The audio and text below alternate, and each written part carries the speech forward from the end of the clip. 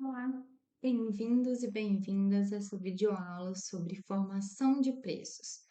Vamos nesse vídeo falar um pouco sobre outros parâmetros na formação de preço. No vídeo anterior, finalizamos alguns métodos sobre formação de preço com base em custos. Agora nós vamos ver outras formas de precificação. Uma delas é quando trabalhamos o preço de valor percebido. Nesse caso específico, o preço é estabelecido com base no valor percebido pelo cliente. Nós vamos trabalhar ainda um pouco sobre essa ideia de valor, mas aqui de antemão já podemos falar que o valor ele engloba vários elementos, como a imagem que o comprador tem do desempenho do produto, o canal de distribuição, a forma como a gente chega com esse produto ao cliente, a qualidade das garantias, o atendimento e ainda atributos mais subjetivos, ou a reputação do fornecedor, confiabilidade, consideração. Todos esses elementos, eles vão ser componentes importantes para a percepção de valor pelo cliente. Uma empresa que tem uma boa reputação, ela tem uma construção de valor que vai ser mais sólida em relação ao que ela transmite para o cliente. Ela já tem uma cultura consolidada, uma reputação, uma imagem consolidada. Isso tem um respaldo lá na construção desse valor que o cliente tem em relação aos produtos dessa empresa. Sim, é importante enfatizarmos que as empresas devem entregar o valor prometido em sua proposta de valor. E para isso, quando elas se posicionam de uma forma, elas precisam utilizar os elementos do marketing, como os outros P's, né, que nós falamos, propaganda, né, a parte de promoção, a parte dos canais, que é a praça, e o próprio produto, serviço em si, ele precisa ter esse composto, precisa ter conexão para, de fato, entregar que ela está prometendo no seu posicionamento. Ela se posiciona entregando um tipo de valor que deve ser compatível com a realidade de fato.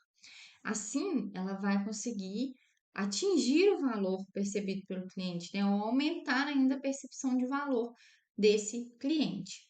Bom, e aqui a gente trouxe um exemplo para entendermos como que por exemplo, um revendedor, ele vai explicar para um cliente que o preço daquele produto está acima do mercado, acima entre aspas. Então imagine o seguinte, a Caterpillar, que é uma empresa real, né, ela utiliza o valor percebido para determinar os preços do seu equipamento de terraplanagem. Então, uma empresa que trabalha com equipamentos aí ligados à terraplanagem e entre outros produtos. Ela pode definir o preço de um trator de 100 mil, ainda que um veículo na concorrência, similar ao que ela oferece, esteja custando 90 mil.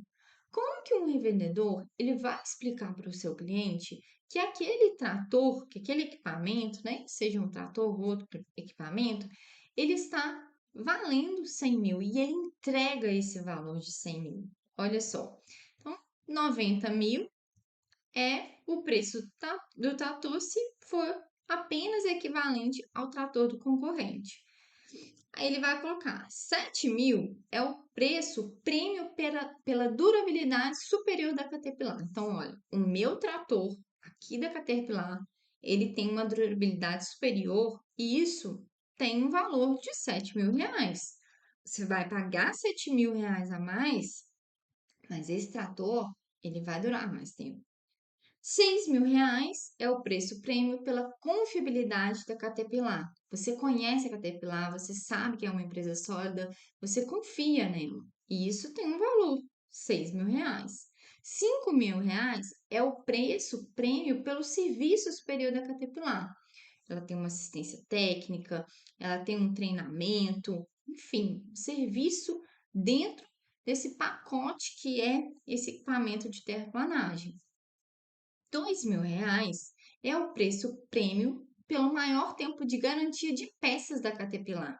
Então, as peças de reposição, ou o próprio equipamento, ele tem uma garantia superior. Então, você vai adquirir um produto que, se der algum problema, a Caterpillar vai cuidar dele, vai ser responsável por ele por mais tempo. Isso custa R$ 2.000.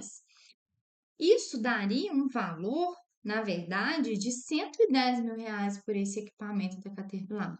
Mas você está adquirindo um equipamento que é 90.000, que vai ser cobrado 90.000. Então, quer dizer que você está tendo, na verdade, um desconto de 10.000. E isso traz o nosso preço de R$ 100.000.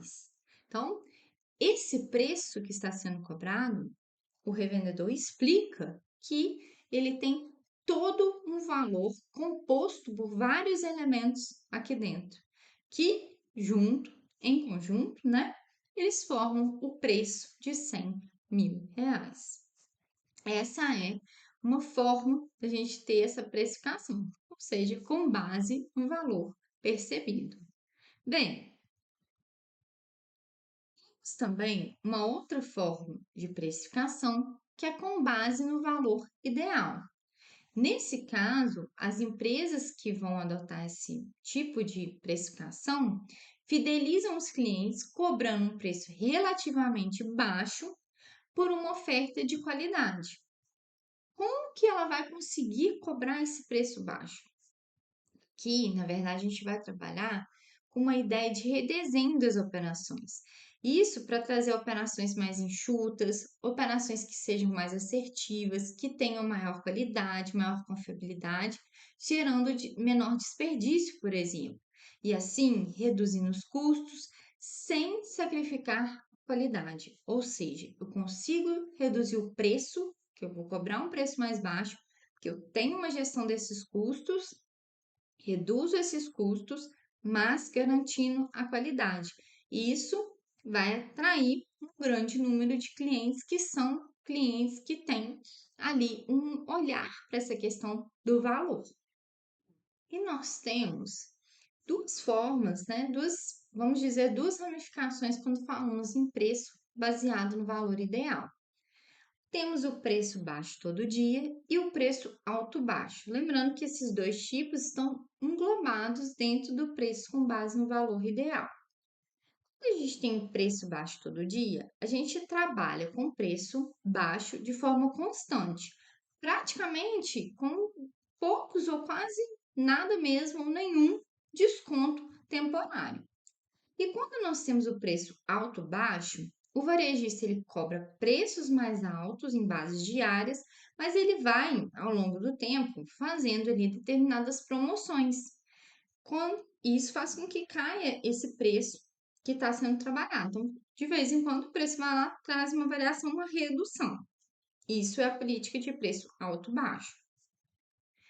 Aqui, o que a gente tem que tomar cuidado? Quando a gente vai trabalhar com esse tipo de estratégia, essas estratégias, às vezes maiores descontos podem levar a uma percepção de preços menores pelos consumidores por mais tempo, que a gente dá frequentemente descontos temporários, como o alto e baixo. Ainda que se a gente for pegar na média, seja igual. Então, assim, se a gente cobra preço baixo todo dia, isso pode trazer uma percepção para o cliente que ele está tendo realmente preços mais baixos sempre do que se a gente trabalhar com essa ideia do preço alto e às vezes a gente abaixar o preço. Então, a gente precisa ter um cuidado, conhecer bem esse nosso consumidor, porque para essa estratégia realmente ela ter uma assertividade, né? Lembrando, trabalhamos com esse preço com base no valor ideal, reduzindo esses custos, né? Conseguindo trabalhar com os custos mais baixos. E ainda temos a situação quando a empresa estabelece o preço com base no mercado. Isso significa que, ao precificar, ela vai olhar grande parte pelos concorrentes, ou seja, ao estabelecer o seu método de precificação, ela vai se basear no preço que a concorrência está aplicando. Isso acontece muito quando a gente tem uma situação difícil de determinar os custos. Então, às vezes a gente tem muitos custos que são indiretos e formas difíceis de se chegar a esse valor, esse montante. e não se sabe como que a concorrência vai reagir a determinado preço. Então, a gente precisa ter uma situação que a gente vai lançar um produto e a gente não conhece muito bem ainda a concorrência, e ao lançar esse produto, a gente estabelece esse preço com base no preço que o concorrente está aplicando, de como ele está aplicando. Claro que essa estratégia tem que ser muito pensada, porque quando a gente lança algo olhando só para o nosso concorrente, a gente tem o risco de não cobrir os nossos custos, né? Se a gente pensa em praticar um preço que a concorrência está praticando, ou um percentual que a concorrência está praticando, dependendo do que eu desejo em relação a esse produto, a gente corre o risco de não estar nem cobrindo os nossos custos. O ideal é que a gente analise todos os parâmetros possíveis. Bom, mas pode ter alguma situação que seja indicado a gente utilizar essa análise baseada na concorrência, baseada grande parte na concorrência. É importante destacarmos os estágios evolutivos no Brasil em relação ao custo com o preço. Nós temos aí na década de 60, indo até mais ou menos a década de 90, a seguinte relação, em que os custos mais resultados a gente tinha o preço. Então, essa equação em que o preço é em função dos custos. Isso porque nós estamos falando de uma economia mais fechada, em que a gente tem baixa concorrência, né? As empresas, elas definiam o seu preço ali com base nos custos. O cálculo era simples. O que a gente quer de margem de lucro, pensando, chegando então até o nosso preço. E nesse momento a gente tem uma baixa concorrência que nos permite fazer esse repasse dos custos diretamente no preço que vai ser praticado. Nós, nesse caso, estamos vivendo uma situação em que a gente tinha poucas opções, o consumidor ele tinha poucas opções para escolher, poucas opções ali em relação a produtos, né? Depois, quando a gente fala de década de 90 até 2000, a gente está falando de um momento que a gente tem diversas alterações lá na década de 80, né, quando a gente começa a ter um maior número de competidores, né, a abertura do mercado para produtos de fora e aumento da inflação, recessão. Nós temos também o governo ali numa tratativa de controle de preços. Isso tudo faz com que a gente tenha esse segundo período em que a gente tem exatamente o resultado, em que o preço menos os custos é igual ao resultado. Então, o preço ele é dado em função do mercado. A obtenção do resultado é em função da gestão desses custos. Lembrando que estamos falando de um período que a gente está falando que tem a correção pela inflação, né? A hiperinflação. Esse período as empresas precisavam ajustar os preços para se antecipar a essas possíveis perdas inflacionárias, né? Sabemos que muitas empresas não conseguiram sobreviver neste período.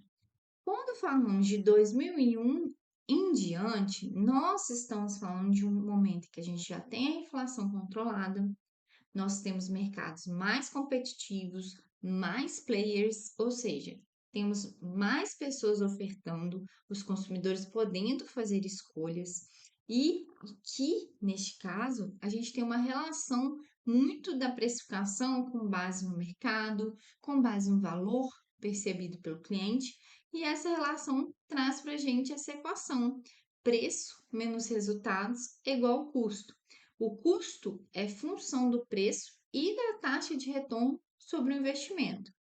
O preço é função do valor percebido e da gestão de custos. Então, de 2001 adiante, a gente tem uma relação com o custo, que é esse custo que vai ser em função do preço, e não mais o preço em função do custo, como anteriormente lá na década de 60. Ou seja, mudamos a forma como nós trabalhamos essa relação de custo e preço. Mas sempre a gente precisa ter o olhar de que a apuração, a gestão dos custos, ela é fundamental. mas ela não é exclusiva, ela não é o único ponto que a gente precisa analisar para a formação de preços. Bom, vou ficando por aqui. Qualquer dúvida, estou à disposição. Não deixem de colocar as dúvidas no nosso fórum de dúvidas. Encerramos esse ponto relacionado às estratégias de precificação e no tópico seguinte continuamos a falar sobre o nosso assunto de precificação, falando um pouquinho sobre negociação. Um abraço e até mais!